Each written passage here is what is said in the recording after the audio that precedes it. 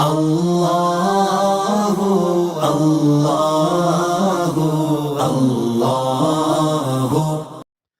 نحمده ونصلي على رسوله الكريم اما بعد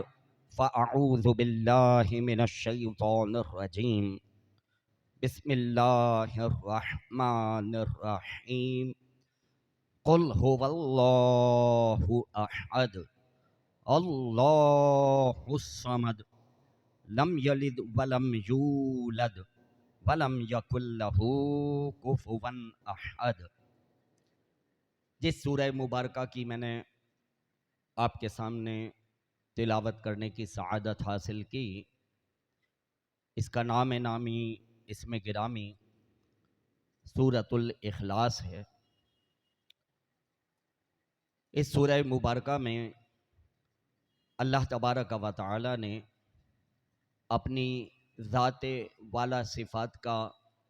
تعارف کروایا ہے اور اپنی شان بے نیازی اور اپنی شان قدرت کا اظہار فرمایا ہے۔ چنانچہ رب کریم ارشاد فرماتا ہے، ترجمہ کنز الایمان، قل هو اللہ احد۔ اے حبیب تم فرماؤ وہ اللہ ہے، وہ ایک ہے، اللہ الصمد، اللہ بے نیاز ہے، لم یلد ولم یولد، نہ اس کی کوئی اولاد اور نہ وہ کسی سے پیدا ہوا، ولم یکن لہ کفوا احد، اور نہ اس کے جوڑ کا کوئی۔ اس سورہ مبارکہ کی شان اتنی ارفع و اعلیٰ ہے کہ بخاری و مسلم کی حدیث میں ہے، نبی کریم صلی اللہ تعالیٰ علیہ وآلہ وسلم ارشاد فرماتے ہیں، قل هو اللہ احد، پوری سورہ مبارکہ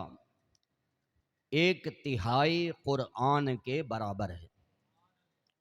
1/3 قرآن۔ شارحین نے اس کی شرح میں جو لکھا ہے بڑی ایمان افروز باتیں لکھی ہیں۔ علماء کرام لکھتے ہیں، چونکہ قرآن مجید فرقان حمید اس کے تقریباً 1/3 حصے میں اللہ تبارک و تعالی نے اپنی ذات کا تعارف کروایا ہے، اپنی شان بیان کی ہے اور اپنی قدرت کا اعلان فرمایا ہے، تو کم و بیش 1/3 قرآن میں رب کریم نے اپنی ذات اور اپنی صفات اور اپنے اسماء الحسنی ان کا بیان کیا ہے۔ اور یہ سورہ مبارکہ جو ہے سورۃ الاخلاص ان تمام باتوں کی جامع ہے۔ اس سورہ مبارکہ نے ان تمام باتوں کو اپنے اندر سمیٹ لیا ہے، اس لیے نبی کریم صلی اللہ تعالیٰ علیہ وآلہ وسلم ارشاد فرماتے ہیں کہ یہ سورہ مبارکہ سورۃ الاخلاص 1/3 قرآن کے برابر ہے۔ اس سورہ مبارکہ سے صحابہ کرام علیہم الرضوان بڑی محبت فرمایا کرتے تھے اور کثرت کے ساتھ اس سورہ مبارکہ کی تلاوت کیا کرتے تھے۔ چنانچہ ترمذی شریف میں ہے، ایک صحابی رضی اللہ تعالیٰ عنہ بارگاہ رسالت صلی اللہ علیہ وآلہ وسلم میں حاضر ہوئے اور عرض کرتے ہیں کہ یا رسول اللہ صلی اللہ علیہ وسلم، مجھے اس سورہ مبارکہ سورۃ الاخلاص سے بہت محبت ہے۔ سبحان اللہ، یوں تو پورا ہی قرآن ہمارے دل کا سکون ہے، ہماری آنکھوں کی ٹھنڈک ہے، لیکن وہ کہتے ہیں کہ یا رسول اللہ صلی اللہ علیہ وسلم، مجھے اس سورہ مبارکہ سورۃ الاخلاص سے بہت محبت ہے۔ تو پیارے آقا صلی اللہ تعالیٰ علیہ وآلہ وسلم ارشاد فرماتے ہیں کہ اس کی محبت تجھ کو جنت میں لے جائے گی۔ اس سے محبت کرنا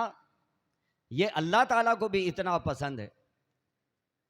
کہ تو نے جو اظہار محبت کیا ہے کہ مجھے اس سورہ مبارکہ سے بہت محبت ہے، تو یہ سورت اور اس کی محبت تجھے جنت میں لے جائے گی۔ حضور نبی کریم صلی اللہ تعالی علیہ وآلہ وسلم ایک مرتبہ مسجد نبوی شریف کے دروازے پر تشریف فرما تھے کہ اتنے میں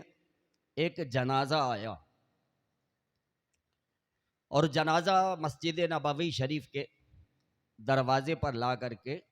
رکھ دیا گیا۔ میت کے جو لواحقین تھے وہ بارگاہ رسالت صلی اللہ تعالی علیہ وآلہ وسلم میں حاضر ہوتے ہیں اور عرض کرتے ہیں کہ یا رسول اللہ صلی اللہ علیہ وسلم، ہمارے اس عزیز کا انتقال ہو گیا ہے، آقا آپ اس کی نماز جنازہ پڑھا دیجئے۔ حضور نبی کریم صلی اللہ تعالی علیہ وآلہ وسلم ان لوگوں سے ارشاد فرماتے ہیں، پہلے یہ بتاؤ کہ مرنے والے پر کوئی قرضہ تو نہیں ہے، مقروض تو نہیں مرا ہے؟ تو اس میت کے لواحقین میں سے کچھ لوگ کہتے ہیں کہ یا رسول اللہ صلی اللہ علیہ وسلم، مرنے والے پر 4 درہم کا قرضہ تھا اور یہ بغیر قرضہ دیے مر گیا ہے، تو 4 درہم کا مقروض ہے۔ حضور نبی کریم رؤوف الرحیم صلی اللہ تعالی علیہ وآلہ وسلم ارشاد فرماتے ہیں کہ جس پر 4 درہم کا قرضہ ہو میں اس کی نماز جنازہ نہیں پڑھاؤں گا۔ صحابہ کرام علیہ رضوان سے کہتے ہیں کہ تم ہی لوگ اس کی نماز جنازہ پڑھا دو۔ واقعہ آگے مزید ہے، لیکن یہاں پر رک کر کے میں کچھ باتیں آپ کے گوش گزار کرنا چاہتا ہوں۔ غور کیجئے کہ جو شخص مقروض انتقال کرے، قرضہ اپنے سر پر لے کر کے مرے، تو حضور نبی کریم صلی اللہ تعالی علیہ وآلہ وسلم باوجود رحمت للعالمین ہونے کے اس کی نماز جنازہ پڑھانے سے انکار فرما دیتے ہیں کہ میں اس کی نماز جنازہ نہیں پڑھاؤں گا۔ تو یہ حقوق العباد کا کتنا بڑا معاملہ ہے کہ بندہ لوگوں سے قرض لے اور بغیر قرضہ دیے اس دنیا سے چلا جائے۔ لہذا امت مسلمہ کے لیے اس میں بڑا زبردست درس ہدایت ہے، اور کوشش کرے جو اللہ تبارک و تعالی نے اسے عطا فرمایا ہے اسی میں اپنا گزارا کرنے کی کوشش کرے، اور کوئی بہت مجبوری آ جائے اور قرضہ لینا پڑے تو مرنے سے پہلے اس قرض کو ادا کر کے ضرور جائے، قرض کا بار اپنے سر لے کر کے نہ جائے، کہ حقوق العباد کا معاملہ ہے، قیامت والے دن بندہ بڑی بری طرح سے جو ہے وہ پھنس جائے گا۔ لیکن ہمارے معاشرے میں بعض لوگ ایسے ہوتے ہیں کہ ان کو قرضہ مانگنے کی عادت ہوتی ہے، جہاں پہ بھی جاتے ہیں بس ہاتھ پھیلا دیتے ہیں اور قرض مانگنے لگ جاتے ہیں، اور بعض تو قرضہ مانگنے میں اتنے مشہور ہو جاتے ہیں کہ اگر کسی کے پاس جائیں تو وہ پہلے ہی سمجھ جاتا ہے کہ یہ جو آیا ہے تو کچھ نہ کچھ مانگنے کے لیے ہی آیا ہے۔ ساری زندگی لوگوں سے قرضہ مانگ مانگ کے اپنے اوپر ایک وبال جو ہے وہ چڑھاتے رہتے ہیں، اس سے قرضہ لیا اس کو ادا کر دیا، اس سے قرضہ لیا اس کو ادا کر دیا، بس ساری زندگی یہی کام ہوتا ہے ان کا۔ اور ہمارے معاشرے میں بعض اوقات ایسا بھی ہوتا ہے کہ بندہ اتنا زیادہ مقروض ہو جاتا ہے اور اتنا زیادہ ٹینشن کے اندر آ جاتا ہے کہ لوگ حرام موت مر جاتے ہیں، خودکشی تک کر لیتے ہیں۔ قرضے کے بوجھ کی وجہ سے بعض اوقات لوگ حرام موت مر جاتے ہیں، خودکشیاں کر لیتے ہیں۔ تو بندے کو چاہیے کہ جب تک کوئی اشد مجبوری نہ ہو تو قرضہ لینے سے اجتناب کرے۔ اچھا، یہ جو قرضہ لینا دینا ہے تو شریعت میں یہ ناجائز نہیں ہے، گناہ نہیں ہے۔ قرضہ دینے والا جو ہے، اگر وہ قرضہ دے گا تو اس کو قرضہ دینے کا ثواب بھی ملتا ہے، لیکن ایک قرضہ ایسا بھی ہے کہ قرضہ لینے والا، قرضہ دینے والا، جس نے اس کی گواہی دی، تیسرا وہ، اور جس نے قرضہ لینے والے کی ضمانت لی وہ، یہ چاروں جہنمی ہیں، جہنم میں جائیں گے، اور ان پر اللہ اور اس کے رسول اور اس کے سارے فرشتوں کی لعنت ہوتی ہے۔ یہ کون سا قرضہ ہے؟ یہ وہ قرضہ ہے جو سود پہ قرضہ دیا جاتا ہے اور سود پہ قرضہ لیا جاتا ہے۔ سود پہ قرضہ دینے والا، سود پہ قرضہ لینے والا، اور اس سودی قرضے کی گواہی دینے والا، اور اس سودی قرضے کی ضمانت لینے والا، یہ چاروں پکے جہنمی ہیں۔ لیکن آج فی زمانہ ماحول ایسا ہو گیا ہے، میرے پاس بھی موبائل ہے، آپ کے پاس بھی موبائل ہے، ذرا کوئی اپلیکیشن کھول کے تو دیکھیں، ابھی ویڈیو پلے بھی نہیں ہوتی ہے، پہلے سے ہی ایڈورٹائز آنے لگتا ہے۔ بر وقت قرضہ حاصل کریں، آسان قرضہ حاصل کریں، سہولت والا قرضہ حاصل کریں، پہلی دفعہ قرضہ لیں گے تو اتنا سود ہے، دوسری دفعہ قرضہ لیں گے تو اتنا سود ہے، تیسری دفعہ قرضہ لیں گے تو اتنا سود ہے۔ اب تو موبائل پر سودی قرضہ لینے کے لیے لوگوں کو راغب کیا جا رہا ہے، ایڈورٹائز چل رہے ہیں۔ ذرا غور تو فرمائیے کہ کس قدر سخت یہ اللہ اور اس کے رسول کی نافرمانی ہے کہ سود پر قرضہ لین اور دین یہ شریعت میں سخت ناپسندیدہ ہے، اور ایسا کرنے والا سیدھا جہنم میں جائے گا اور اللہ کے عذاب کا مستحق ہوگا۔ تو نبی کریم صلی اللہ تعالیٰ علیہ وآلہ وسلم نے اس شخص کی نماز جنازہ پڑھانے سے انکار فرما دیا۔ آپ نے فرمایا کہ جس پر 4 درہم کا قرضہ ہو تو میں اس کی نماز جنازہ نہیں پڑھاؤں گا۔ اے میرے صحابہ، تم لوگ خود ہی اس کی نماز جنازہ پڑھا دو۔ اب سنیے گا، آپ کا ایمان تازہ ہو جائے گا۔ جب نبی کریم صلی اللہ تعالیٰ علیہ وآلہ وسلم نے یہ ارشاد فرمایا، اللہ تبارک و تعالیٰ کے حکم سے جبریل امین علیہ السلام تشریف لاتے ہیں، بارگاہ رسالت صلی اللہ تعالیٰ علیہ وآلہ وسلم میں حاضر ہو کر سلام عرض کرتے ہیں اور کہتے ہیں کہ یا رسول اللہ صلی اللہ علیہ وسلم، آپ کا رب عز و جل بھی آپ کو سلام ارشاد فرماتا ہے، اور آپ کا رب عز و جل یہ ارشاد فرماتا ہے کہ جبریل کو انسان کی شکل میں بھیجوں گا، جبریل آ کر اس مرنے والے کا قرضہ ادا کرے گا۔ اے حبیب، آپ اس کی نماز جنازہ پڑھائیے، اس کی نماز جنازہ پڑھانے سے انکار مت کیجئے، اس لیے کہ یہ مغفور ہے، میں نے اس کی بخشش فرما دی ہے۔ اور اے حبیب، آپ اپنی امت سے کہہ دیجئے جو جو آ کر اس کی نماز جنازہ پڑھے گا میں اس کی بھی بخشش فرما دوں گا۔ اے حبیب، آپ یہ بھی اعلان کر دیجئے کہ جو جو آ کر کے اس کی نماز جنازہ پڑھے گا میں اس کی بھی بخشش فرما دوں گا۔ اب ذرا آپ سوچئے کہ کیسا منظر ہوگا۔ سبحان اللہ، جبریل امین علیہ السلام انسانی شکل میں تشریف لائے اور آپ نے اعلان فرمایا ہوگا کہ ہاں بھائی، مرنے والے پر کس کس کا قرضہ ہے، کس کس کا لین دین ہے۔ لوگوں نے ہاتھ کھڑا کیا ہوگا کہ بھائی ہمارا ہے، ہمارا ہے۔ جبریل امین علیہ السلام نے اس مرنے والے کا قرضہ ادا کیا۔ نبی کریم صلی اللہ تعالیٰ علیہ وآلہ وسلم نے ارشاد فرما دیا ہوگا کہ بھائی یہ مرنے والا بڑا خوش نصیب ہے، آؤ اس کی نماز جنازہ پڑھ لو، میرا رب ارشاد فرماتا ہے جو جو اس کی نماز جنازہ پڑھے گا میں اس کی بھی بخشش فرما دوں گا۔ جب آقا نے یہ اعلان فرمایا ہوگا تو اس مرنے والی کی نماز جنازہ کس شان سے ہوئی ہوگی، سبحان اللہ، کس شان سے اس کی نماز جنازہ ادا کی گئی ہوگی۔ بہرحال بھائی، نماز جنازہ ہو گئی۔ جب نماز جنازہ ہو گئی، جبریل امین جانے لگے تو پیارے آقا صلی اللہ علیہ وآلہ وسلم نے جبریل کو روک لیا، کہا ہے جبریل رکو،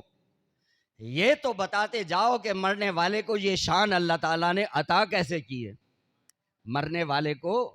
جو یہ شان رب کریم نے عطا فرمائی ہے تو یہ مقام و مرتبہ اس کو کیسے ملا ہے؟ سبحان اللہ، دل کے کانوں سے سنیے گا، جبریل امین علیہ السلام بارگاہ رسالت صلی اللہ علیہ وآلہ وسلم میں عرض کرتے ہیں کہ یا رسول اللہ صلی اللہ علیہ وسلم، آپ کا یہ امتی، آپ کا یہ غلام سورۃ الاخلاص سے بہت محبت کرتا تھا، روزانہ یہ 100 مرتبہ سورۃ الاخلاص کی تلاوت کیا کرتا تھا۔ یہ عمل اللہ تبارک و تعالیٰ کو اتنا پسند آیا کہ رب کریم نے اس کو یہ شان عطا فرما دی۔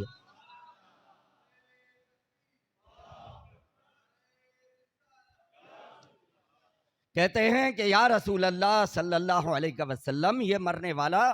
سورۃ الاخلاص سے بہت محبت کرتا تھا اور روزانہ 100 مرتبہ سورۃ الاخلاص کی تلاوت کیا کرتا تھا۔ آقا یہ عمل اس کا اللہ تعالیٰ کی بارگاہ میں اتنا مقبول ہوا کہ رب کریم نے اس کو یہ شان عطا فرما دی۔ اس کے بعد جبریل امین علیہ السلام ایک بات اور کہتے ہیں، بڑی توجہ طلب ہے، اس کو بھی سنیے گا۔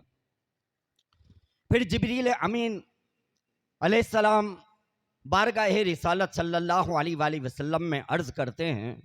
کہ یا رسول اللہ صلی اللہ علیہ وسلم، یہ سورۃ الاخلاص بڑی شان والی ہے، آپ کا جو امتی 5 نمازوں میں بار بار اس سورت کی تلاوت کرے،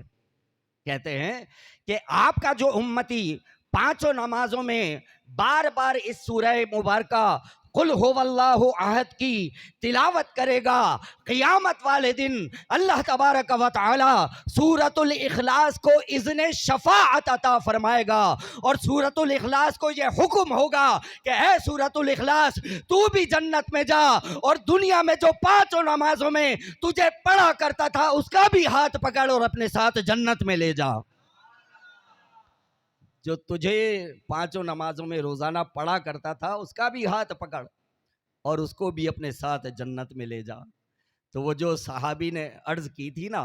کہ یا رسول اللہ صلی اللہ علیہ وسلم، مجھے سورۃ الاخلاص سے بڑی محبت ہے، تو آقا نے ارشاد فرمایا یہ محبت تجھ کو جنت میں لے کے جائے گی۔ میرے پیارے بھائیوں، ذرا غور تو فرمائیے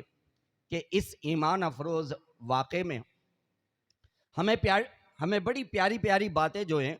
وہ سیکھنے کا موقع ملتا ہے۔ پہلی بات تو یہ کہ زندہ لوگوں کے عمل سے مرنے والے کو بھی فیض پہنچتا ہے، زندہ لوگوں کے عمل سے مرنے والے کو بھی فیض پہنچتا ہے، جس کو ہم ایصال ثواب کہتے ہیں۔ کسی کے لیے قرآن خوانی کر دی، کسی کے لیے فاتحہ خوانی کر دی، کسی کے لیے کوئی نیک کام کر کے اس کی روح کو بخش دیا، تو زندہ کے نیک عمل سے مرنے والے کو بھی فیض پہنچتا ہے۔